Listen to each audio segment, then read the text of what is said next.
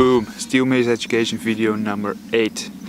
Today we're gonna practice the shoulder press, which is mainly a shoulder movement and will be a builder if you use it correctly. Alright, good luck. Right, so the shoulder press. Starting with an over grip, so when I start down, my both hands are down, I get them up, my hand palms facing outward. That's important. Next thing that's very important is that your wrists are under your elbows, like this. So they're not here and they're not there, crooked. So you get a stable position, straight lines between both the shoulders, wrist and the elbow. That's because you're battling some weight. So whenever you put too much weight on it and your wrist is crooked,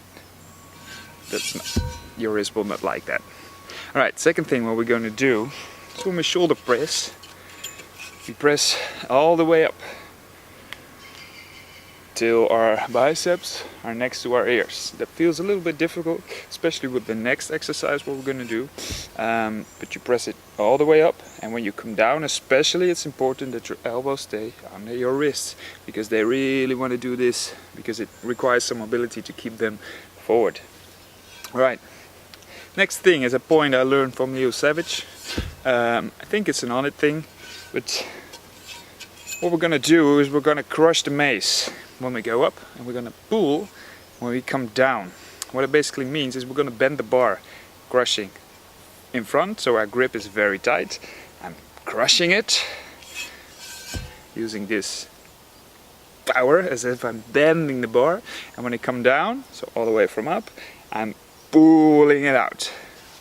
So we have a firm grip, and now I'm crushing it, coming up all the way up, and now I'm pulling all the way down. And especially when pulling, what I see a lot of people do is that their elbows, because you're pulling like a row, but you really want to pull but keep elbows under the wrists. So we keep a straight line, and again when we come up we crush, when we come down we pull. Okay, so the last bit is that we also can alternate the weight. So if you can imagine, the weight is especially now on my right side. If I crush now, it's already quite hard, but if I put the mace more out, my body has to really stabilize to hold it straight, especially when you're crushing and you're pulling.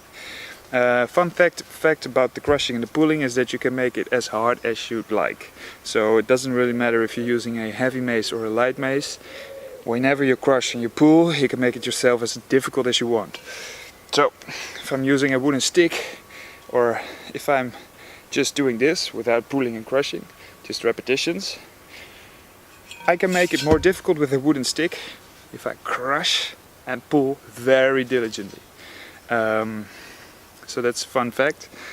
So you don't need a heavy mace, especially at the beginning, to practice your structure, and things will be good. Get strong shoulders. Good luck.